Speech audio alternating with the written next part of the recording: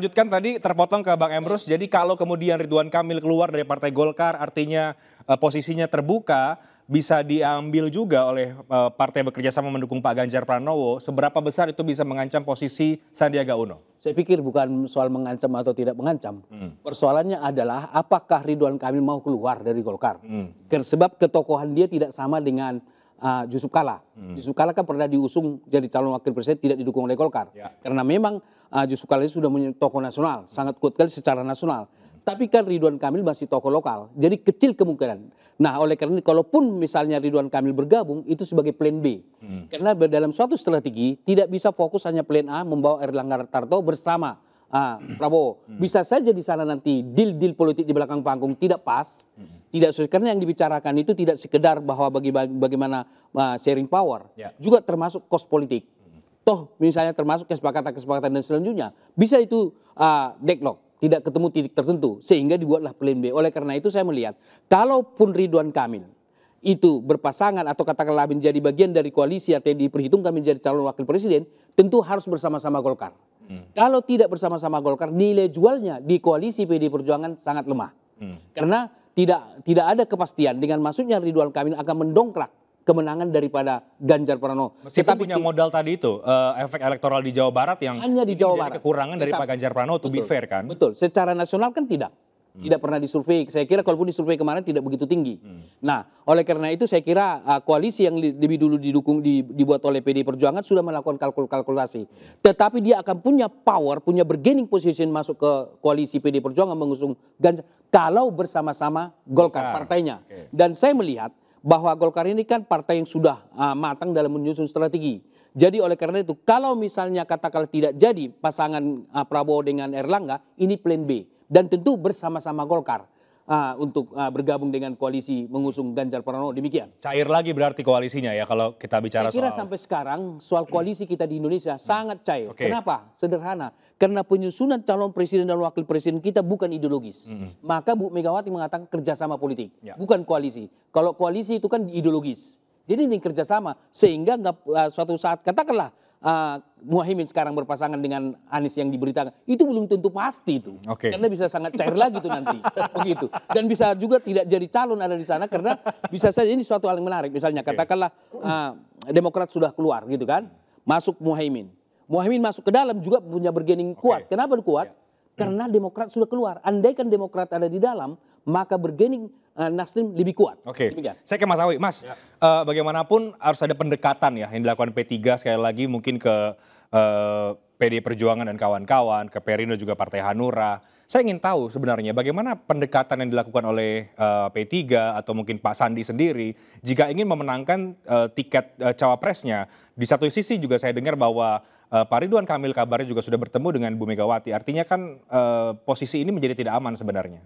Ya, soal pendekatan tentu kami memiliki berbagai pendekatan tergantung situasinya. Gitu. Pak Ketum kami, Pak Mardiono sudah komunikasi langsung dengan Ibu Mega Soekarnowati sebagai ketum, sesama ketum, karena itu amanat Rapimnas. Terus kemudian Pak Sandiaga Uno juga sempat bertemu dengan Ibu Megawati dalam sebuah acara, bahkan secara khusus disapa oleh Ibu Mega. Artinya memang sudah punya komunikasi yang baik. Ikatannya sudah, ikatan batinnya lah, bahwa kan tidak mungkin misalkan kalau saya dengan Bang Emrus tidak kenal, ataupun tidak ada yang berkesan, tiba-tiba nyebut Bang Emrus di tengah banyak orang. Nah, itu kalau tafsir komunikasi publiknya ya, tetapi itu bukan satu-satunya jaminan bahwa Sandiaga Uno bisa diterima. Tentu kami sebagai partai politik, sebagai manusia itu tugasnya hanya berikhtiar, berusaha dan berdoa. Selanjutnya takdir kalau memang sudah berikhtiar kami lakukan, tapi ternyata pada akhirnya situasi politiknya berbeda, ya apalagi gitu kan. Tapi sampai saat ini alhamdulillah respons dari teman-teman PDIP itu cukup baik gitu. Tinggal kita kan masih ada waktu sekitar 1,5 bulan ke depan untuk memformulasikan siapa kira-kira bakal cawapres yang dianggap pas mendampingi Pak Ganjar Pranowo. Karena kita tidak ingin dalam pemilu ini hanya sekedar meramaikan, tetapi bagaimana calon yang kita usung itu bisa memenangkan kontestasi, bisa mengatur pemerintahan 5 tahun ke depan. Sebagai tema yang kami miliki, yakni keberlanjutan dari pemerintahan hari ini. Kalau sampai kita salah langkah dan kalah dalam pemilu, maka keberlanjutan yang sudah kita pasang, sudah pondasi dibangun oleh Pak Jokowi selama 10 tahun belakangan ini itu kan nanti bisa bubar gitu. Nah, maka saya sepakat dengan teman-teman PDI. Kita sebenarnya dengan PDI ini hampir tiap minggu intens ketemu, merancang bagaimana strategi pemenangan Pak Ganjar dan juga pasangannya nanti. Soal kemudian apakah cawapresnya Pak Sandiaga Uno itu biarlah menjadi ranahnya para ketua umum. Yang jelas komunikasi di antara kami ini sudah berjalan dengan baik. Artinya nggak harga mati ya Sandiaga Uno itu bagaimana sih? Kalau keputusan Rapimnas bukan hanya harga mati, wajib gitu kan. Wajib. Keputusan Rapimnas. Apakah kemudian hasil Rapimnas kami nanti menjadi pilihan dan menjadi pertimbangan dari kawan-kawan PDI khususnya Ibu Megawati Soekarno Putri, kami masih meyakini sampai hari ini Bu Megawati itu orang yang paling rasional dalam melakukan langkah-langkah politik. Oke. Termasuk diantaranya melihat angka statistik, kekuatan, kelemahan lawan dan semacamnya. Beliau politisi paling berpengalaman yang ada di Indonesia hari ini. Oke, saya ke Bang Ansyi, Bang. Muncul agak belakangan ini Pak Ridwan Kamil sudah bertemu Mega juga, kabarnya sudah ada pertemuan. Memang ini langkah rasional ya, dalam artian bahwa ya di atas kertas di mana-mana juga memang kita tahu bahwa Pak Ganjar dalam survei itu di Jawa Barat itu bisa kalah, dan melihat konstelasi politik sekarang, maka mungkin Jawa Barat itu menjadi salah satu battleground yang penting selain juga Jawa Timur, karena Jawa Tengah saya yakin kemudian Pak Ganjar sudah sangat dominan di sana. Ibu Mega adalah tokoh yang inklusif dan merangkul banyak pihak. Dalam banyak kesempatan Ibu Mega selalu mengingatkan kepada kami para kader untuk bukan membangun politik tembok, tetapi membangun politik jembatan, membuka komunikasi dan silaturahmi. Dan kalau dimaknai kemudian perjumpaan Ibu Mega dengan katakanlah Kang Emil atau Ridwan Kamil, terus kemudian dipersepsikan menuju kepada bakal calon wakil presiden, menurut saya ini juga harus dihitung berkali-kali begitu, karena belum tentu ini menjadi satu sinyal bahwa PDI Perjuangan akan pasti menuju melangkah ke arah sana. Kalau bicara sejarah kerjasama kami PDI Perjuangan dengan P3, ini panjang sekali. Tadi Mas Awi sempat singgung soal bagaimana P3 dan PDI bersama begitu militan bertahan di era rezim totaliter Orde Baru misalnya. Ibu Mega sendiri pernah bersama-sama memimpin Republik ini dengan Kiai Hamsahas. Bahkan Mas Ganjar sendiri itu juga memimpin Jawa Tengah ya dengan kader P3 ya, anaknya Kiai besar Mbah Maimun kan begitu. Jadi bicara dengan PDI Perjuangan juga antara PDI Perjuangan dan P3 ini bukan sekedar kantor DPP-nya bersebelahan gitu. Tetapi memang kami merasa kami memiliki kedekatan visi, orientasi ya, merepresentasikan kelompok Islam yang toleran ya, tradisional, dan kami adalah kelompok merepresentasikan kelompok nasionalis. Tadi Mas Awi sempat mengatakan begitu bahwa ini sesuatu yang indah begitu. Tetapi terus terang berilah kami kesempatan untuk bisa berpikir. Ibu tuh terbiasa melakukan refleksi dan kontemplasi. Menentukan pemimpin Republik ini tentu juga harus betul-betul hati-hati gitu ya. Harus betul-betul hati-hati. Dan seperti awal tadi saya katakan, kami membutuhkan waktu. Seperti juga kami PDI Perjuangan itu juga betul sadar untuk membatasi diri, untuk tidak terlalu tidak masuk kepada wilayah otonomi ataupun kedaulatan masing-masing partai politik. Tetapi ketika kita duduk bersama bicara tentang presiden dan wakil presiden yang akan kita usung, calon wakil presiden yang akan kita usung, tentu proses ini akan berlangsung sangat demokratis. Karena PDI Perjuangan sadar betul bahwa memang PDI Perjuangan sudah mengambil posisi sebagai untuk mengisi posisi presiden. Nah, kami menghargai P3 ini adalah mitra dalam poros PDI Perjuangan yang paling pertama berada bersama kami, kira-kira seperti itu.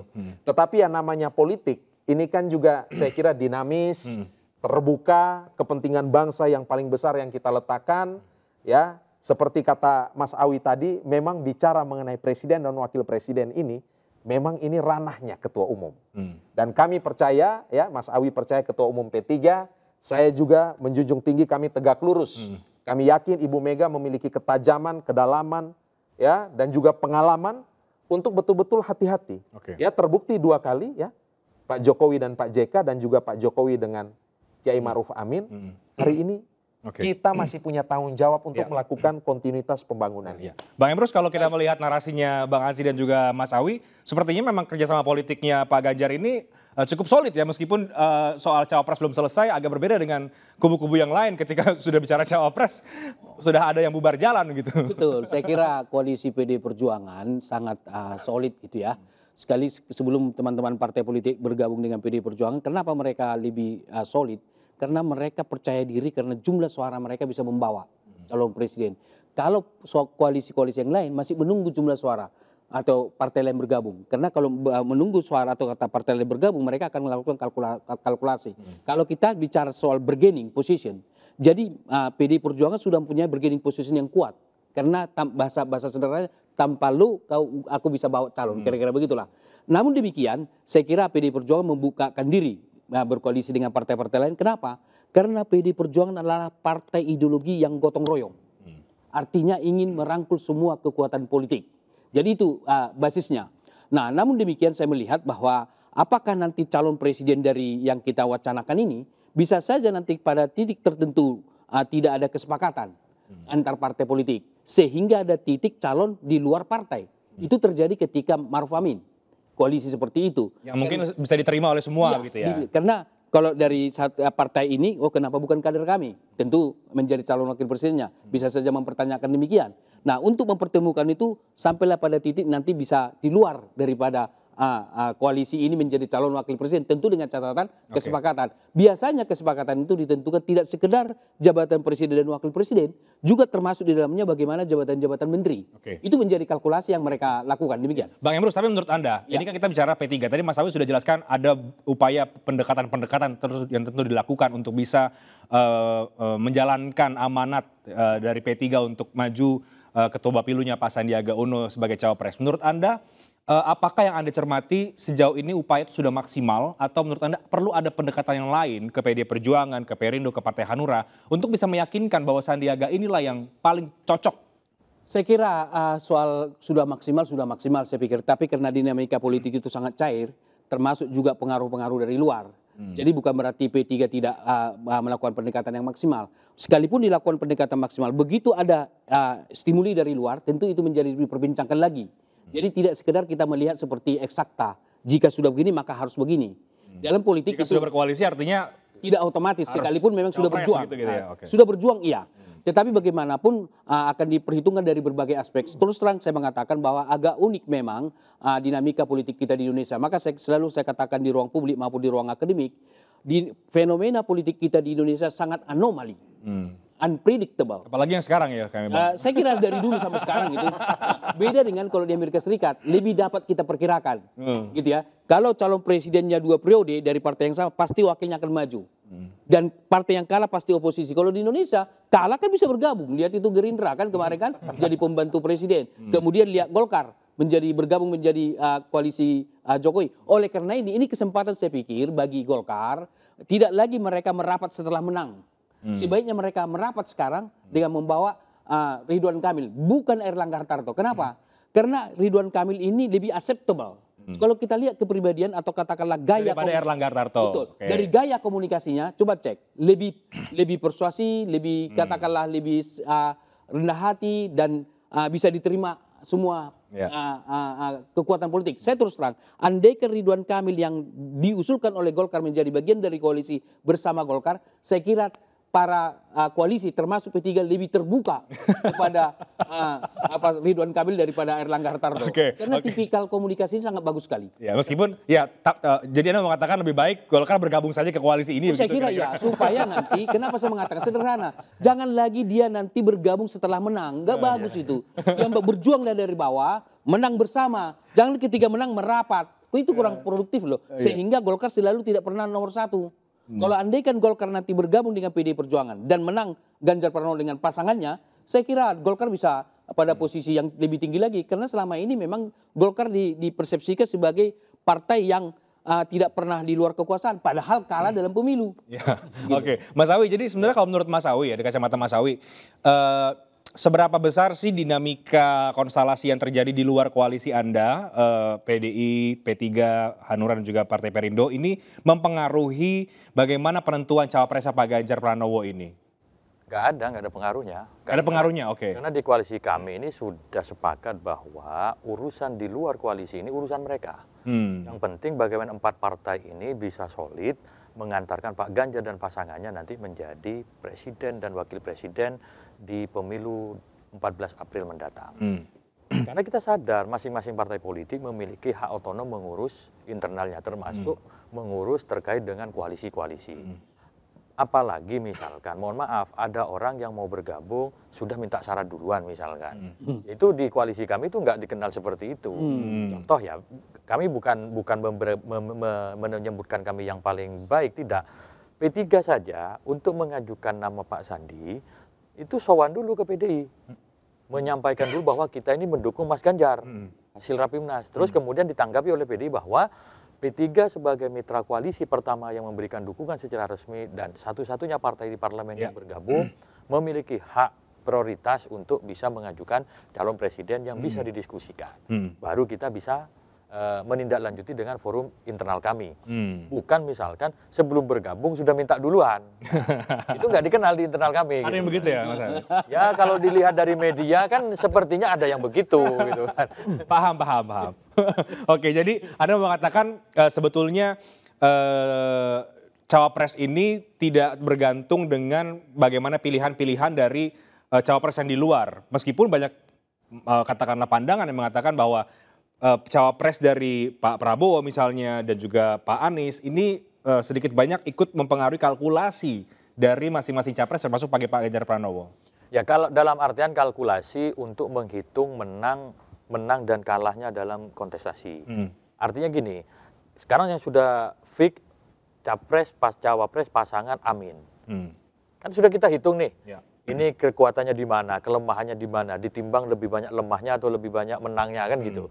Nah, yang seperti itu untuk bisa mengantisipasi kemenangan dia di satu wilayah ini atau di segmen masyarakat ini, maka harus dilawannya dengan ya gitu. Tetapi yang saya maksudkan tadi tidak terpengaruhnya itu misalkan si kelompok ini mau koalisi kemana, mau tetap gabung keluar di masuk sana, gitu ya? keluar masuk udah nggak peduli. Itu bukan urusan kerjasama politik di PDI Perjuangan dan teman-teman. Oke. Gimana Bang Ansy? Ada tambahan?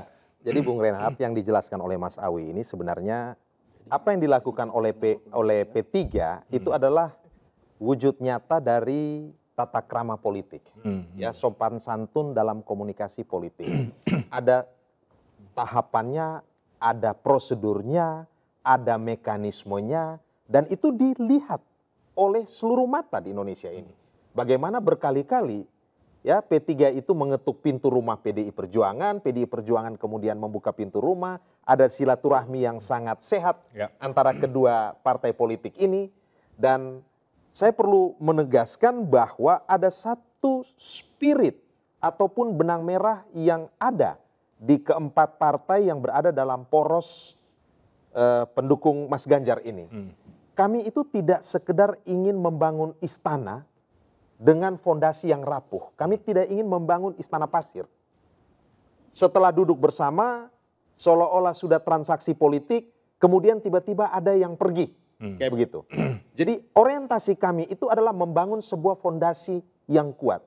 Dan fondasi yang kuat itu harus dimulai dengan nilai, frekuensi yang sama, ada chemistry perjuangan yang sama, cita-cita besar yang sama, dan ini yang sebenarnya sedang dilakukan oleh para pemimpin partai politik yang berada dalam poros Mas Ganjar Pranowo ini. Kita break dulu ya. Setelah break saya mau tanya juga ke Mas Awi dan ke Bang Ansy dan juga Bang Emrus ya. Ini soal hitung-hitungan elektoral di masing-masing daerah. Kalau kemudian bagaimana nama Ridwan Kamil, nama Sandiaga Uno, kemudian juga dengan Caimin sebagai cawapresnya Pak Anies. Jadi menurut Bapak sekalian ini sebenarnya battleground-nya yang sekarang di tahun 2024 kira-kira wilayah yang mana yang penting sekali untuk dimenangkan? Kami akan segera kembali sesaat lagi.